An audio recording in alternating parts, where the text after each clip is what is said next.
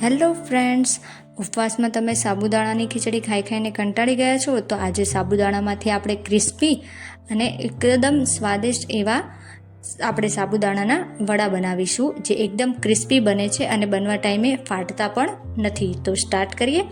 અહીંયા મેં 1 વાટકી જેટલા સાબુદાણા લીધા છે અને તેને હું એક બાઉલમાં કાઢી અથવા એક તપેલીમાં કાઢીને તેને ખૂબ સરસ રીતે આપણે સાફ પાણીથી પહેલાં તો ધોઈ લઈશું.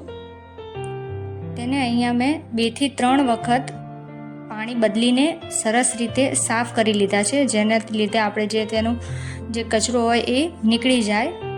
અને હવે તેને હું અડધો ગ્લાસ પણ પૂરું પાણી નહીં જોઈએ, જેટલા આપણા સાબુદાણા ડૂબે એટલું જ આપણે એમની અંદર પાણી એડ કરીશું. સાબુદાણાથી ઉપર થોડું વધારે પાણી લઈશું, સહેજ જ વધારે, અને એને આપણે 3 થી 4 કલાક માટે ઢાંકીને રહેવા દઈશું.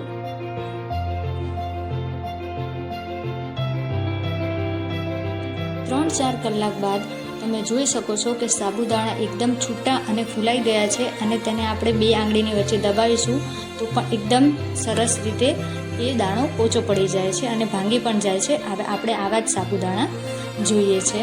તો હવે આપણે તેને એક બાઉલમાં લઈશું, જેમાં આપણે વડાની તૈયારી કરવાની છે બધી. તો મેં અહીંયા બાઉલમાં બધા સાબુદાણા કાઢી લીધા છે. તમે જુઓ તો એક દાણો એકદમ છૂટો પડે છે. અને હવે એક હું મિક્સી ગ્રાઇન્ડર લઈશ. એની અંદર આપણે સૌથી પહેલાં મેં જે અહીંયા સિંગદાણા શેકી લીધા હતા અને એના ફોતરા કાઢી લીધા છે. 2 ચમચી સિંગદાણા લીધા છે અને તેને પણ આપણે ક્રશ કરી લઈશું. આવી રીતે એનો સિંગદાણાનો ભૂકો કરવાનો છે અને તેને આપણે સાબુદાણાની અંદર મિક્સ કરી લઈશું. ત્યારબાદ આપણે એ જ મિક્સી જારની અંદર અહીંયા 2 મેં લીલા મરચાં લીધા છે, જે એકદમ તીખા મરચાં આવે છે, એ એડ કરવાના છે.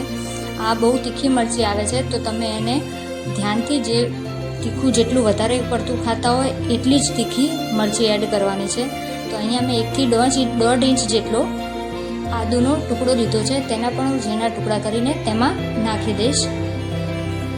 અને આ બંનેને ખૂબ સરસ રીતે આપણે બ્લેન્ડર મિક્સરની અંદર આપણે ક્રશ કરી લઈશું. તમે જોઈ શકો છો આવી રીતે આપણે ક્રશ કરી લેવાનું છે. અને હવે તેને સિંગદાણા અને સાબુદાણાની અંદર એડ કરી લઈશું. હવે અહીંયા મેં 2 મીડિયમ સાઇઝના બટેકા બાફીને તૈયાર કરી લીધેલા છે. તો હવે તેને પણ આપણે આ સાબુદાણાના મિક્સરની અંદર જે આપણે આદુ છીણવાની ખમણી આવે છે એની અંદર આપણે છીણી લઈશું.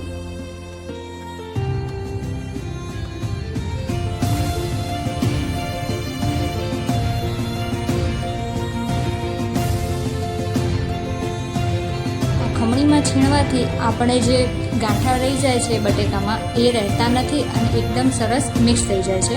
હવે આની અંદર આપણે સ્વાદ પ્રમાણે સિંધવ મીઠું એડ કરીશું અને અડધી ચમચી જેટલું જીરું એડ કરીશું. અને આ બંનેને પણ બધું ખૂબ સરસ રીતે આપણે એક રસ થાય એટલે બધું મિક્સ સરસ રીતે થઈ જાય ત્યાં સુધી આપણે એને મિક્સ કરીશું.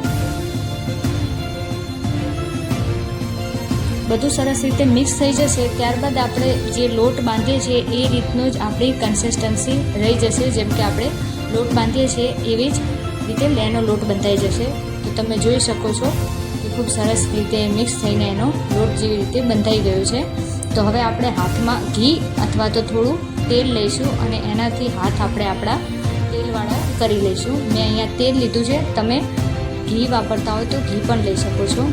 અને એને હવે આપણે એક લુઓ લઈને તેના આપણે વડા તૈયાર કરી લઈશું. પહેલાં તેને આપણે હળવા હાથે જ મિક્સ કરવાનું છે અને એના ગોળા બનાવવાના છે. પછી 2 હાથ વચ્ચે પ્રેસ કરીને આવી રીતે એને આપણે વડાનો શેપ આપી દઈશું.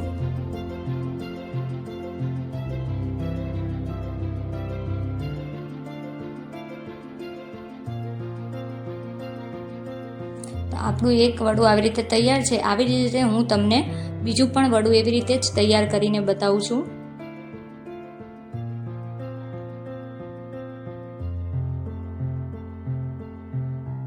આવી રીતે જ આપણે બધા વડા તૈયાર કરી લઈશું.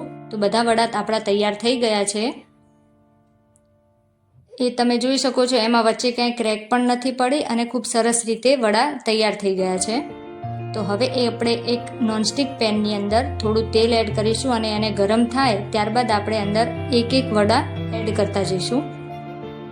અહીંયા આપણે સૌ પ્રથમ તો થોડા જ વડા એડ કરવાના છે કે જે આપણાથી ફરે આસાનીથી એને પલટી મારી શકીએ. તો અહીંયા સૌથી પહેલાં મેં 3 જ વડા એડ કર્યા છે અને એને આપણે નોનસ્ટિકના લીધે આપણે સરસ રીતે એ નીચે ચીપકશે પણ નહીં અને સરસ રીતે એની પલટી પણ મરાઈ જશે. અને એ જો તમે જોઈ શકો છો કે કેવા સરસ રીતે એકદમ બ્રાઉન જેવા થઈ ગયા છે. લાઇટ બ્રાઉન કરવાના છે પહેલાં તો, અને એવી જ રીતે આપણે એને બીજી બાજુ શેકી લઈશું.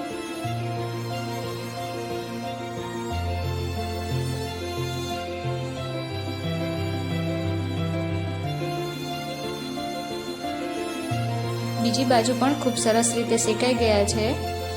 તો હવે આપણે તેને જો આપણે વધારે તેને શેકવા હોય તો તમે વધારે પણ શેકી શકો છો. મેં અહીંયા થોડા વધારે શેકી લીધા છે. બીજી બાજુ પણ એ રીતે જ બ્રાઉન કલર થોડો લીધો છે. હવે આ વડા આપણા એકદમ રેડી થઈ ગયા છે. તો આપણે એને હવે કાઢી લઈશું એક પ્લેટની અંદર.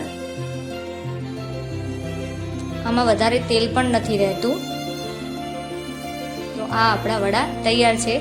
એવી જ રીતે હવે મેં બીજા જે વડા તૈયાર કર્યા હતા એ પણ હું એડ કરીશ. આ વખતે હું 4 વડા એડ કરીશ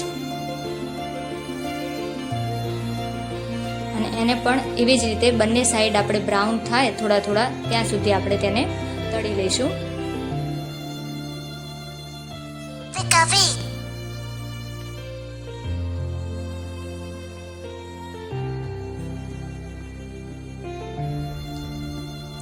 આ વડા પણ આપણા તળાઈ ગયા છે. તો તેને પણ આપણે એક બાજુ પ્લેટમાં જ કાઢી લઈશું.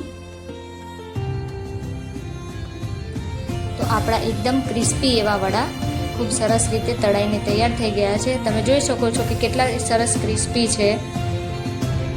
તો હવે આપણે તેને ઉપર ચાટ મસાલો મેં ભભરાવી દીધો છે અને તમે આને કોથમીરની ચટણી અથવા તો દહીંની ચટણી સાથે આંબલીની ચટણી જેમાં આપણે ફરાળમાં ખવાય એ રીતે આંબલીની ચટણી બનાવીને તેની સાથે પણ આપણે સર્વ કરી શકીએ છીએ.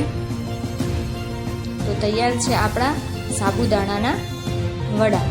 તમે પણ ટ્રાય કરો અને જો તમને ભાવ્યા હોય તો કેવા લાગ્યા તો એ પ્રમાણે ઘરે પણ બનાવો અને લાઈક કરો.